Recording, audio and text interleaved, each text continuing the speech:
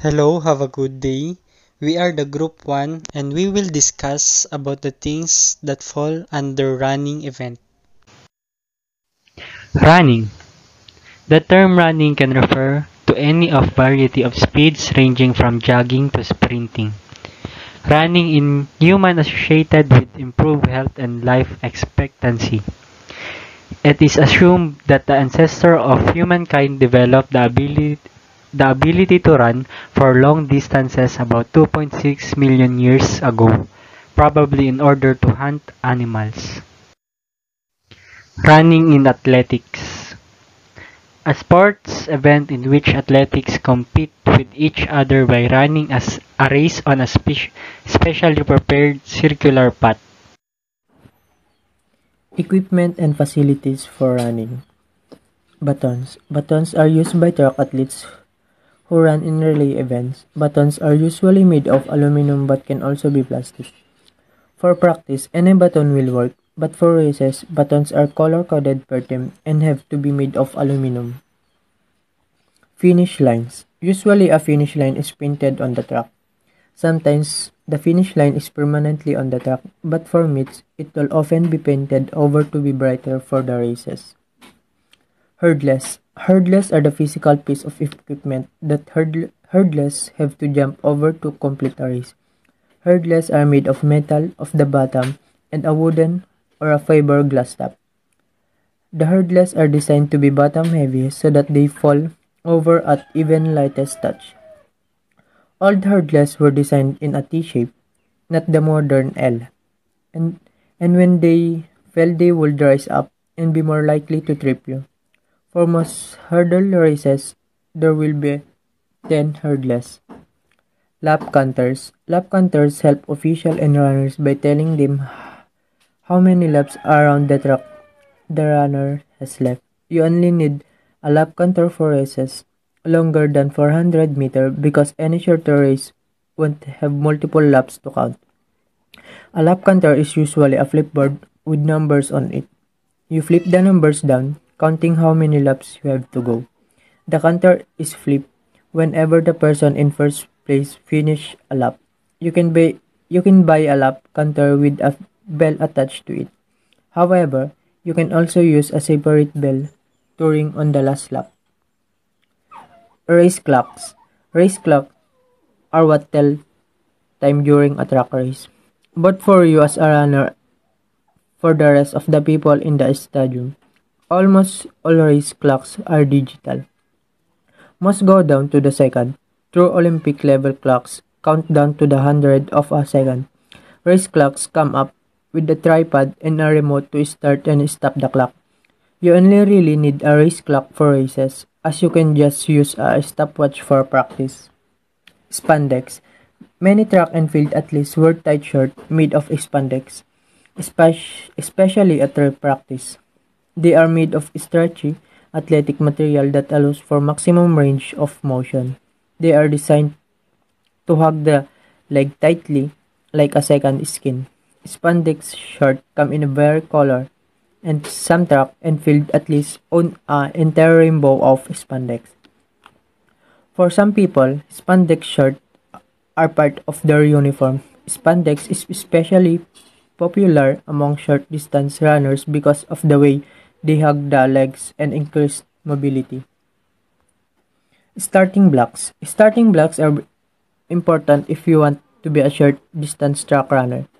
Races that span 800 meter and above don't use starting blocks, but runners in the 100 meter, 200 meter, and 400 meter races use starting blocks. Starting blocks help you to push off more easily to get running at a top speed more quickly. Usually, starting blocks will be provided by the meet, but for practice, the personal use a set of blocks is good to have. Stopwatches. Stopwatches are important because they allow you to accurately capture how fast you run. Most stopwatches are small and digital, with buttons to start, stop, and reset the watch. There are more high-tech stopwatch for race officials that come with a printer to print the times of runners while the clock still runs. If you want to take a rock seriously, investing in a stopwatch is important and can help you improve your running. Track shirts. Track shirts can be pretty much any shirt that is comfortable and easy to move in. Preferable, you want to wear an athletic shirt, one that is tight on the body. Tough not constricting. You all want a track shirt made of breathable material. More popular than a t-shirt, you can wear a tank top style track shirt also made of breathable material. Light material. Most track uniform formats are tank tops, and you can buy custom tank tops with design for races. Track shoes. There are many different kinds of track shoes you can buy, but most track shoes have spikes on them. The size depends of the event. For example, short distance need to wear lightweight spike that allow them to bounce a lot and run up on the balls of their feet. Longer distance track have bigger spike and offer more support. Track shoes vary a lot based on the event, size, and material. Track shirts. Track shirts are pretty much in any pair of shirts that you can run or be athletic in. A popular material for track shirts is spandex because it is comfortable and lightweight. The other most popular type of track shirt is short running shirt. These usually have some mesh built in, a lot like a swimsuit, and are made of very light material so as not to weigh down the runner legs. You can buy multiple different kind of track shirt depending on your personal preferences. Sports complex. A sport complex is a group of sport facilities. For example, there are track and field stadium, football stadium, baseball stadium, swimming pools, and indoor arenas. This area is a sport complex for fitness. Olympic Park is also a kind of entertainment complex. A sport complex is a large and expansive area that incorporates several fields or courts dedicated to a particular sport or series of sports. These types of sports facilities are often used for tournaments and leagues because they can hold a significant amount of people to watch the team plays. Types of running in athletics. First, short distance running. The short distance running is commonly referred to as sprinting. It is where a runner utilizes bursts of speed to cover a short distance as quickly as possible. Usually, short distance races occur on a track and cap at 400 meters or one lap around a track. Popular short distance races include 100 meters, 200 meters, and 400 meters. And the second is sprint. Sprint is a short distance run at a distance of 100 meters. It is running over a short distance at the topmost speed of the body in limited period of time. It is used in many sports that incorporate running, typically as a way of quickly reaching a target or goal, or avoiding or catching an opponent. For the 3, medium distance running. Middle distance running is one type of running that is quite challenging. Popular middle distance races include 800 meters to 1,500 meters and sometimes the 3K. And for the number 4, run a marathon.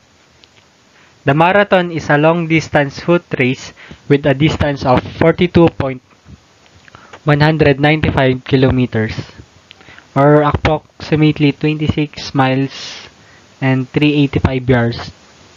Usually run as a road race, but the distance can be covered on trail routes. The marathon can be completed by running or with a run or walk strategy. And for the number 5, relay run. The 400-meter relay race is a significant race in major track and field events, such as Olympics, the World Championship and National Championships. Relay races are won by the teams that finish the race in the fastest time. But there are other factors involved besides speed. A relay team must be well coordinated and possess the ability to pass a baton from one member of the team to the next without dropping it while maintaining maximum speed. And for the number 6, obstacle run. A race through a series of objects that participants have to jump or climb over, go around or go under, etc. Running events, warm up, and stretching. Why do I need to warm up before running? Warming up before an exercise, particularly running, is essential. Being limber can help athletes avoid injuries and maximize their potential. Running warm-up techniques can help to speed up the circulatory system and wake up our muscles for peak performance. Sometimes, only a light workout is required to prepare for an activity. Warming up before running is necessary to avoid injury and prepare the muscles for training, said Cristina Polanco, a health expert and ASICS frontrunner member. Benefits of warming up before running. Athletes all over the world benefit from pre-run warm-ups. Warm-ups differ in length and content. A variety of techniques can aid in the prevention of some muscles and joint damage. Here are some benefits. Enhances muscle performance. Warm-ups can help to stimulate muscles and improve performance by raising their temperature, which reduces resistance. Speed up heart rate.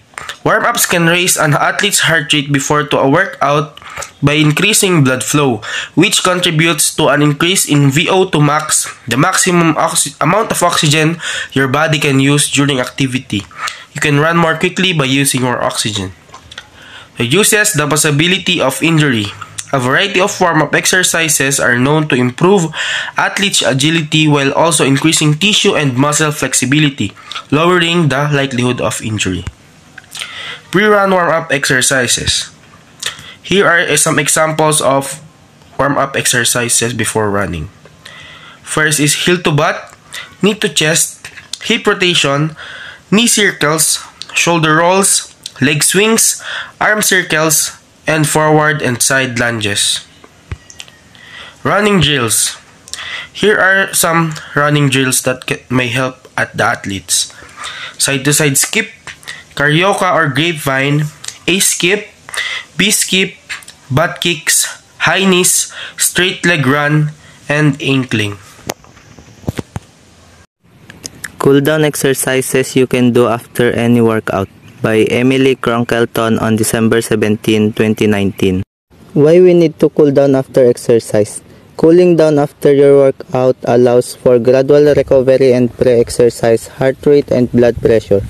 Cooling down may be most important for competitive endurance athletes such as marathoners because it helps regulate blood flow. The following are the 5 related cool down for running events. 1. Light jogging or walking. 2. Standing quadricep stretch. 3. Downward facing dog. 4. Standing forward bend. 5. Shoulder stretch.